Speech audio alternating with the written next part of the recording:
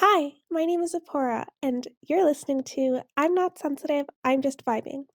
I hope your week is going great. Mine has been beautiful. I'm so excited for summer to get started because it means I get to spend much more time building my channel. Before we get into it today, I wanted to let everyone know that when June starts, I will be posting an episode every Wednesday and Sunday. I really want to get into refining the pod into the positive space I dream of it becoming for everyone interested. I'm already so happy to see how it's already shaping up to be. I can feel my visions coming to fruition, and it brings me so much joy. Part of my vision for how we are going to start our journey this summer is a series on political spectrum. We are going to dive deep from left to right so we can have an understanding of where we are as a country and maybe even the world. But don't hold me to that. I'm sorry in advance to the continent of Africa. Now, if we are going to spend all summer talking about the political spectrum, I'm going to need the people to understand that literally everything is political. Memes, sex, gender, your family, every single thing is political. I can already hear you saying, Zippy, it's not that deep. I'm here to tell you, hypothetical person, that my name is Zipporah, and I'm not sensitive. I'm just political. So, what does it mean to be political? Contrary to popular belief, you don't have to be a politician to be political. You don't even have to be an activist or a student. You, as you exist and breathe, are a political entity. Politics simplified is the management of resources and labor from territory to territory all around the planet. It is the fact of life that we all need to eat, sleep, and recreate for us as a species to continue existing, which we generally want to do instinctually. That is why we had little human tribes back in the good old days and why we have countries now. In my episode, I'm Not Sensitive, I'm Just a Citizen, I talk about how citizenship and society was our first group project as a species. We cannot exist without communities, and we never could. Politics is the language we use to be able to understand and communicate between the different structures of our communities to continue our existence. The structures I alluded to in the other episodes on my channel, I'm not sensitive, I'm just a voter, and I'm not sensitive, I'm just a democratic republic, are just a fraction of how our community is built and how we understand.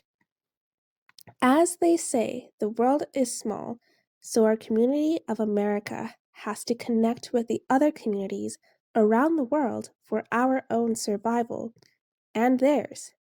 That is politics.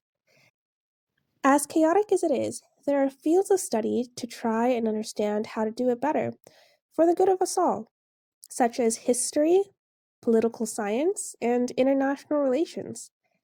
History helps us look back and understand how our ancestors did it, even though they didn't know what they were doing and probably made bad decisions, they wrote it down so we can observe and learn.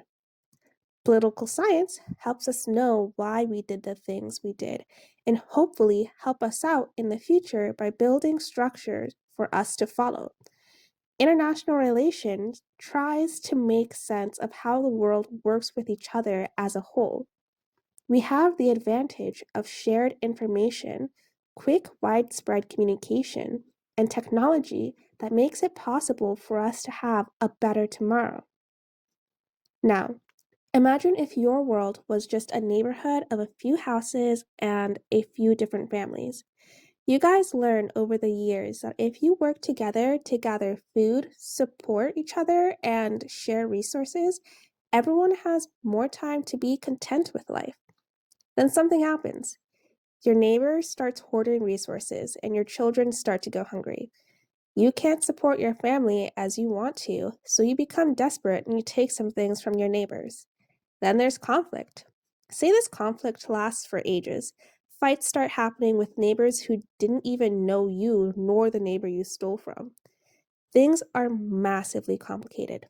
People are frustrated and afraid. Some people don't care. Some don't know it's happening in the first place. but every person in the neighborhood is affected, no matter their involvement. Multiply that by about 1,000, and that is politics. Now it's time for my favorite segment, Let's Vibe with the Times. Have you ever heard of the earliest form of political organization in society? It was called the band. And no, they weren't a group of people dropping sick prehistoric beats, though that would have been pretty cool. These bands were small, tight-knit groups of 30 to 50 related members who lived together in one area. And here's what's super interesting. They didn't have official leaders, nor social hierarchy, and no wealth gaps. Everyone was pretty much on equal footing. These groups are what we commonly call hunter-gatherers because they didn't unlock the agriculture and animal rearing skills yet. Life was simple. Hunt, gather, repeat. No taxes, no borders, no political scandals, just survival and community. But as human societies grew, so did their political complexity. After bands, there were tribes of bigger people with stronger ties, but still pretty egalitarian. Then came chiefdoms, introducing hierarchy for the first time, with a single chief calling the shots. And finally, we've got states, or more commonly known as countries, with governments, laws, and, unfortunately, a whole lot of bureaucracy. Now, here's the thing. These stages weren't random. Anthropologists like Elman Service and Julian Stewart saw them as evolutionary steps in political organization. From the chill, leaderless bands of the Inuit in Canada to the big man politics of Papua New Guinea, all the way up to massive, complex states like ancient Egypt or modern-day nations. Human politics has been leveling up for thousands of years. If you could live in one of these early societies, which would you choose? I think I would be a band girl myself because I tend to romanticize simpler times. Don't get me wrong, I do love my energy drinks and vaccines. Nothing could replace those. But back to the topic at hand. What does this all have to do with you? You are just here trying to survive like everybody else. Why would you care what is going on in the next country over, let alone the next city over? Well, I'm here to tell you that you are involved whether or not you like it. Just like the young boys who are drafted into war when there were world wars, or the children who are born into broken homes due to the lack of education their parents received, or the mothers who had to give birth to babies in hospitals being bombed in Palestine. I can say for a fact that my very existence is political. I was born in Kenya in 2004 to two people who I would never end up calling my parents because the woman who birthed me died giving birth to my little brother. My little brother and I ended up getting adopted by a missionary and his wife because our biological father didn't have the resources to keep us alive. He didn't have the resources to keep us alive because in 2007, Kenya was an extremely young and unstable country due to its people and resources being stripped of land power by Great Britain. The reason I am a US citizen is because of multiple political events that happened before my biological and adopted parents created the circumstances which made it possible for me to be who I am. The same thing applies to you and your family. That is why I want you to remember to be curious, stay engaged, and remember, we're not sensitive, we're just political.